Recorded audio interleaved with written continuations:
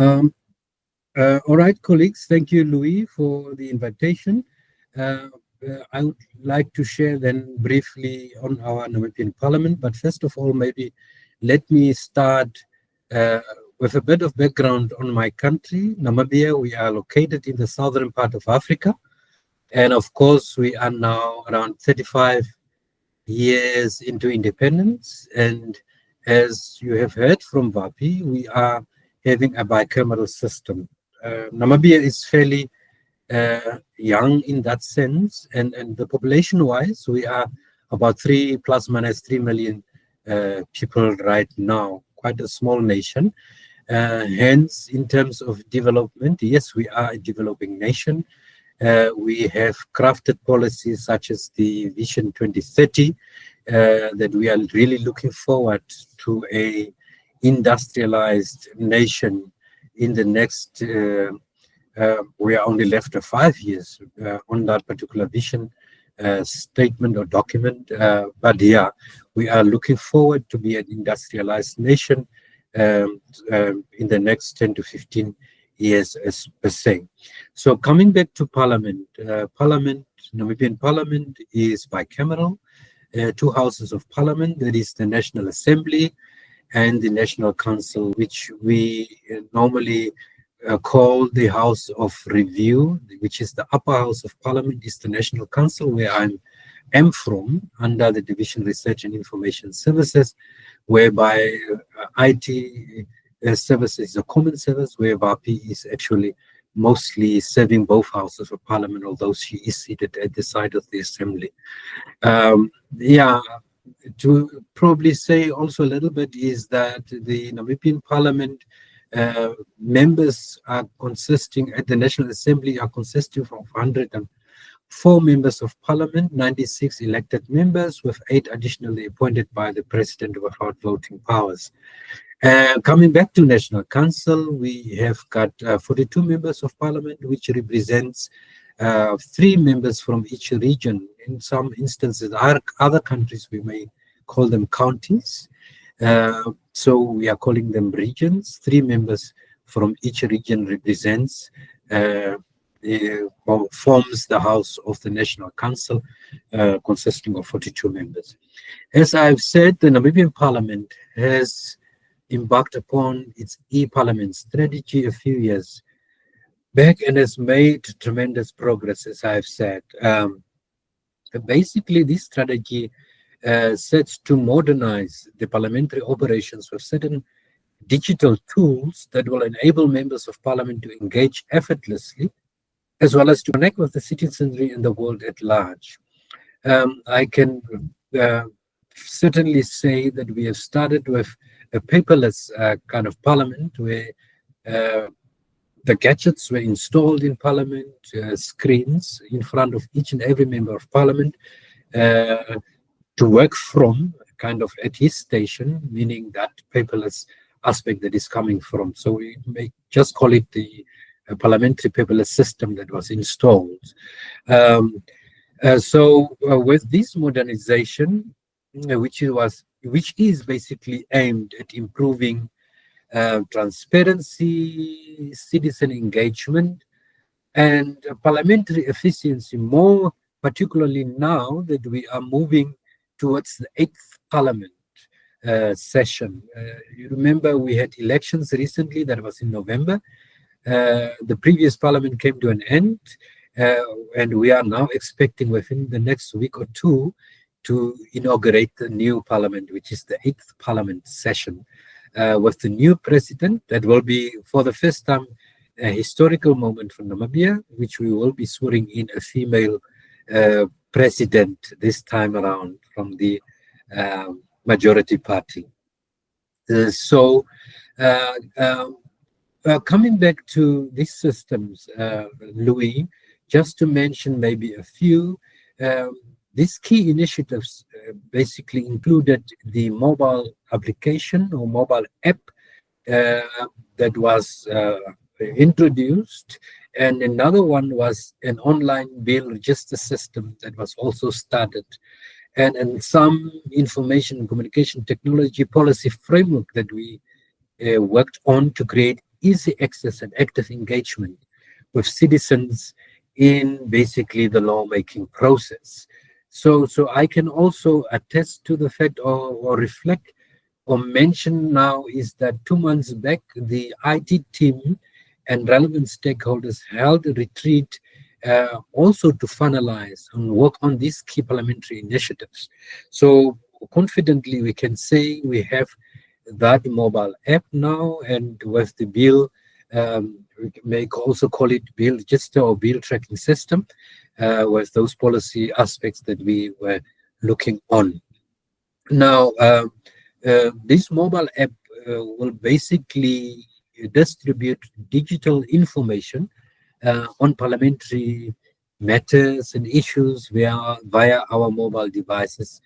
And as I've said, we have really made progress in terms of infrastructure development, in terms of ICTs, and network coverage was fairly distributed across the country, with most of the people or many people having access at least to mobile phones and of course smartphones for that matter.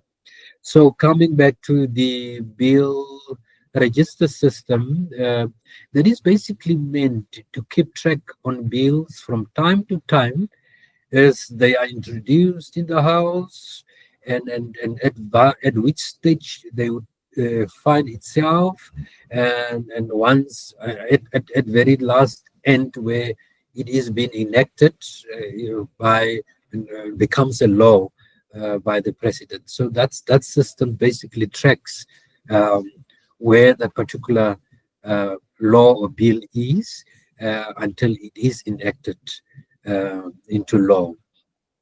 So as I've said, Louis, colleagues, the government, in particular our legislature, have invested, as I've said, tremendously on the ITC infrastructure and the necessary tools to be able to meet the growing demand and address the needs, really try to come on par with the world, if I may put it that way.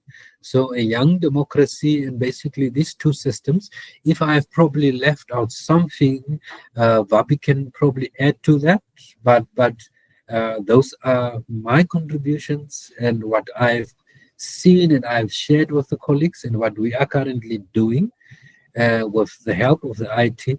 So any questions in that regard can then come, and I'm quite certain Bobby will probably also assist me in addressing or answering them. So that's basically it, Louis and Jonathan. Thank you so much. Bobby? Yes. Thank you. Oh, sorry, Bobby, do you want to add anything specifically to that first? Yeah, no. Basically, I just wanted to add on a bit more in terms of the mobile app. We are actually launching all these digital tools this coming Tuesday, the 11th of March. So officially, the Speaker will launch this tools, the bill tracking system and the mobile app. And then the Parliament, because we've been operating without an ICT policy for Parliament, and it's one of the things that the Speaker is launching on Tuesday. So basically, the key feature on the mobile app is citizen engagement, where citizens can raise issues, where as Parliament we are going to kind of track or sort of respond to this issue. And then one of the things that is also key on that mobile app is the fact that petitions now are able to be done through this app, as compared to previously. If somebody's in the north, which is about 1,000 kilometers from here, they would have to come to Parliament and sort of hand in this petition. Now we are allowing the citizen to engage or to petition Parliament via the mobile app, of course, still following the formal rules, just digitalized. So that was one of the key feature in that mobile app that we are so looking forward to.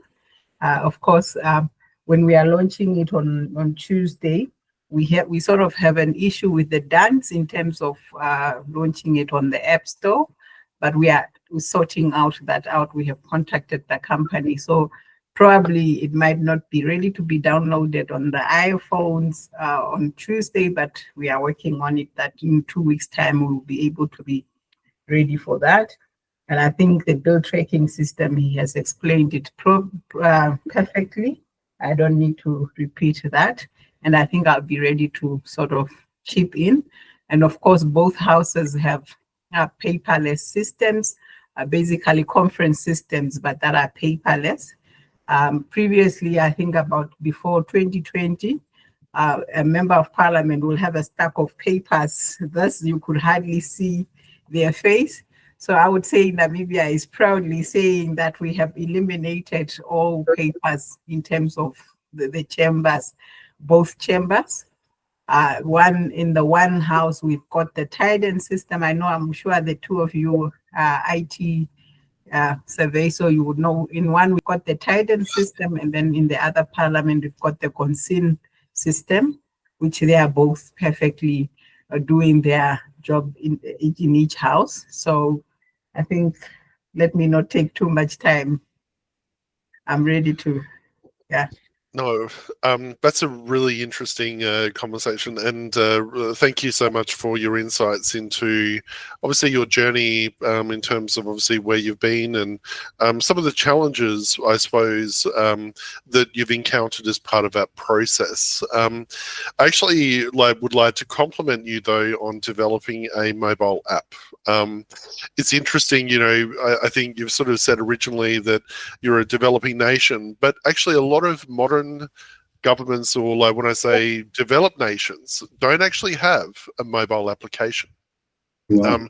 Especially to have, citizen-centric or citizen-focused information, or even bill tracking information as an example. So I would just like to say, that's a really good thing to see, that you're actually launching all of that information as well onto a public, mobile application onto the App Store. And I think it's really interesting, what are your sort of viewpoints in terms of, from your own nation's perspective, the adoption of, say, mobile phones or technology, from the younger generation, like for lodging a petition or for interacting with Parliament, is within your own nation mobile communication very important to the younger generation, or, potentially up to the, older generation as well? You've obviously invested quite a bit of time and effort into a mobile application. Did you have any sort of research in terms of why you wanted to implement a mobile application, noting that some well-developed nations still have not even gone down that path yet?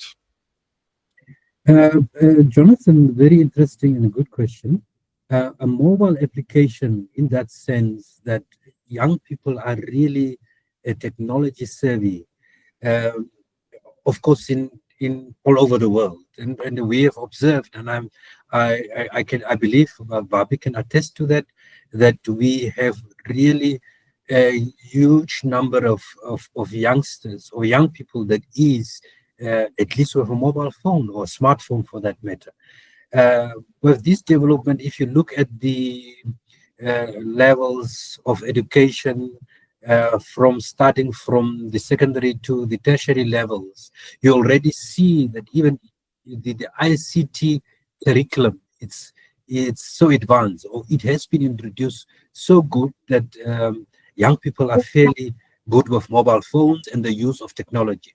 So hence, that's the focus. Even if we do kind of a comparison now with the older generation, use of mobile technology, you will fairly see that even in Parliament, it was quite probably a challenge for us, even as administrators, to really encourage members of Parliament, MPs, to make use of their digital tools. For that matter, a simple cell phone to interact, to communicate, and so on and so forth. So many a time, we also found that these gadgets that is issued to members of Parliament are ending up in the hands of the youngsters. be it their kids or it's borrowed to them to make use of it because simply the member cannot make use of it or do not want to or do not see the need to use it. So therefore, hence, I believe we will prosper in that sense that young people are really into technology and especially mobile phones. Maybe Vapi can maybe add something there. What do you think, Vapi? Yeah, no, in terms of course, research was done before we developed the mobile app. One of the things that we looked at was that we found that the younger generation are not interested in terms of visiting websites. Of course, the Parliament has a website. So we sort of say, in order to include the youth in the parliamentary processes or in the lawmaking process, how do we go about that? And one thing that we realized is that most, even at the universities, most students or most youth or the younger generation are with their phones. And I would say, I think 90% of our population in terms of it's taken out at that age. So how do we reach them? Because, the older generation is kind of phasing out, and we have this young generation that are so not interested in parliamentary processes because of probably the way we are sharing information. One of the things that we launched back then was in 2020 when COVID hit, was the platform of social media, Facebook. We created a Parliament Facebook page. And one of the things that we started doing there, it's live streaming the proceeding of the chamber. And that also sort of increased, young people watching as compared to before, because before then we had the TV, the normal broadcasting platform, and you would hardly find youth watching the session. So when we brought in the Facebook social media, we sort of saw that it's picking up. We would find comments from youth, you would find a suggestion from youth, and that's how we decided that, okay, now how do we include them in terms of just not watching the proceeding, but also in participating in the process? And that's how we came up with the mobile app. And I believe I have answered. Yeah, no, that's really great, really good answers from both of yourselves. It is really interesting when we do look at the youth generation and the engagement with them. I think even from I think there's about 146 members between both houses within your parliament. And obviously that will require quite a few staff to manage that whole process as an example from both an ICT perspective and a procedural perspective as well. And I'm assuming you would probably, like most parliaments, face challenges in terms of hiring people and finding the right talent to really, I suppose, drive your strategy as a parliament forward as well. From both a technical perspective and a business perspective as well. How do you see your sort of digitization and your sort of innovation around, say, a mobile application, and those sort of other areas around your ICT development pathway to really attract some different talent or into your parliament as well? Maybe Vapi will probably better answer that one. But go ahead, Vapi, go ahead. Yeah. So one of the biggest challenges in terms of what Parliament, we as a Parliament or as a nation, our Parliament is facing is that Parliament is considered parliamentary staff is considered as a normal public servant. But we all know that the job description is completely different from the ordinary ministry. So, but somehow, in terms of qualification, in terms of job description that are laid on the ground, are all basic. So if you are looking for somebody like a cybersecurity aspect or expert, then they will, sorry, I have,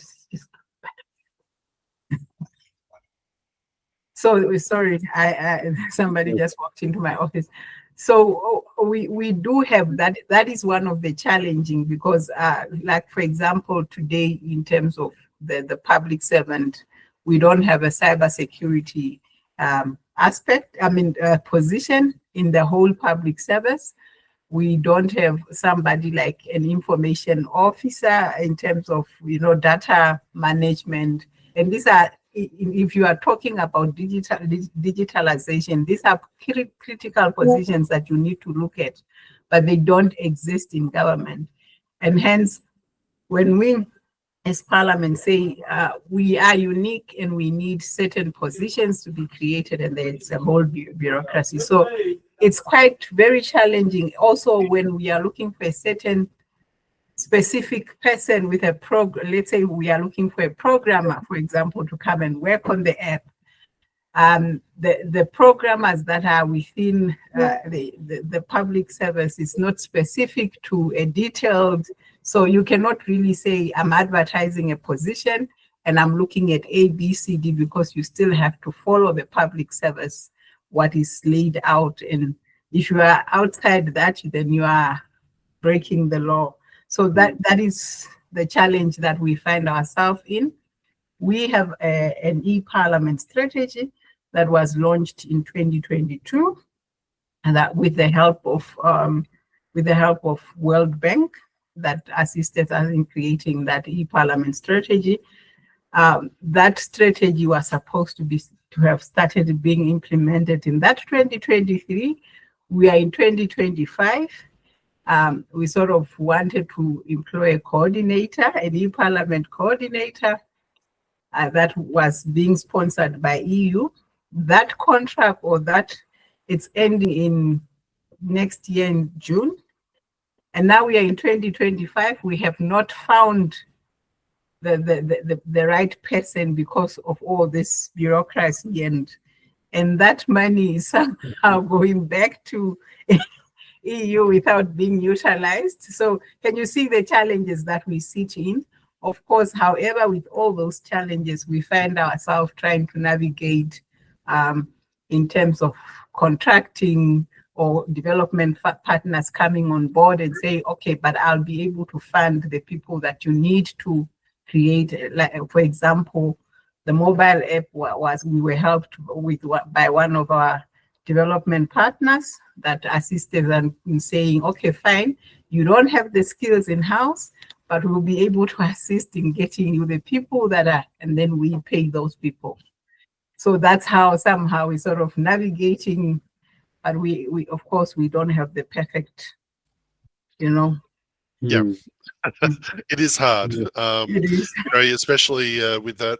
And I suppose another question I would have is that what is your sort of experience in terms of leveraging like other countries within your whole region, or even internationally with your sort of journey as well? I know that Louis is like with Bússola Tech is a big advocate around the Pan-African or the interactions with other organizations to really help, I think, either fund or sort of advise around some of the actual tool sets which are out there as well. Like, how are you finding that sort of interaction with the other organizations within your sort of region? No, we do have in terms of the ICT, we've got one that is being currently run by the SADC Parliamentary Forum, which is the region of Southern Africa. It's called the Southern Africa Hub, ICT Hub. And I think that's where we are trying to sort of come up with tapping skills from other parliament, because that's the whole idea, that we are trying to get, let's say, for example, if one parliament is stronger, for example, the Parliament of Zambia, that's quite very strong in terms of their team in the IT. Because for us, you will be shocked if I tell you that we are a bicameral house that, I mean, we are a common service serving 2 houses, but we are about 5 IT staff members. Imagine. So, very, very long days. Very long days. So a lot of people don't believe it when we say we are only 5, and at the moment we are only 4 because 1 position is vacant as well. So we are sort of running around all this, and everybody becomes a jack of all trades. You don't have really specialization. So Zambia is one of the parliament, especially within Southern Africa, that is really doing good in terms of their IT structure, because they sort of somehow divorced from the public servants. They sort of employ their own team in terms of IT. So they have also created a mobile app, which is basically where we copied the idea from, that we came with in terms of the features that we have put. And so we are trying to use that platform to sort of fill the gaps in our parliament. I know that we are trying to come up with a parliament radio, and Zambia they have that, having gone through that process. We already wrote to the Parliament of Zambia through the ICT hub to sort of give us the technical support that we would need in order to set up this, and they have agreed in principle. So we have those type of engagement at that level. Very interesting. So I suppose my sort of final question will be, obviously with your launch of a new application within the next week or so, being announced, etc., where would you like to see yourself in, say, a year's time or 2 years' time, based on, you know, your overall strategy? Like, where would you like to focus your attention? You know, if you had, you know, an ideal world, knowing Parliament, it isn't necessarily 100% ideal, but where do you sort of want to head and go within the next sort of, you know, 2 years?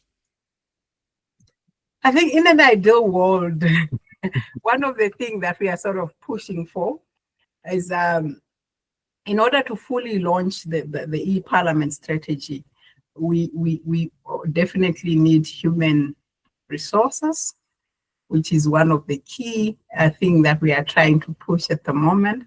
So we would want that structure, of course, to be expanded so that we get in the right the team. But in terms of the technology itself, I think in terms of the infrastructure, our infrastructure was one of the issues that we had for some time. That, of course, we have tried to push within the current setup. That has sort of improved, but of course, we would want to see the internet line being faster than it is today, being able to sort of, because I think one of the biggest things that we would want to do is all these tools that we are developing, we don't want them to become skeleton in the closet or just tools that are sitting there that are not being utilized. So we would sort of want to, because in terms of, we would need human resources in order to sort of filter that information back into members of parliament, back into the house, and back into the citizens, so that the citizen also feels that they are actually, whatever they raise up, it's actually being taken care of. So that would be sort of an ideal situation. But I'm quite certain. That's good, Immanuel. Yeah. Yes. No, I'm saying you could now see, you have really heard from Vapi. I might not really have, as just an ordinary journalism, journalist, so to say, or journalism trained person might have explained so eloquently as she did, because she has got the vast experience when it comes to ICT issues. And in fact, I just wanted to add, and she mentioned it, Zambia, and I wanted to mention South Africa, but maybe she didn't mention South Africa based on her experience. So, but I believe those are the countries that we really can learn a lot from.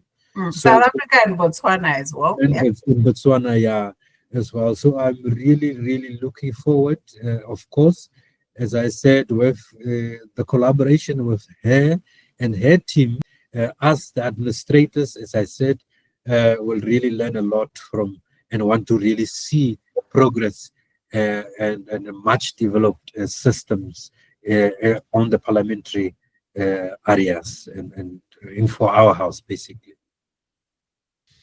No, that's amazing. It's really interesting to understand your journey over the last couple of years. So, yeah, so like it's been an honor to have a discussion with you, and I've been really appreciative of it. And yeah, I look forward to seeing where you are in the next sort of year or two, and hopefully we can have more conversations in between that as well. So, I really do appreciate your time and.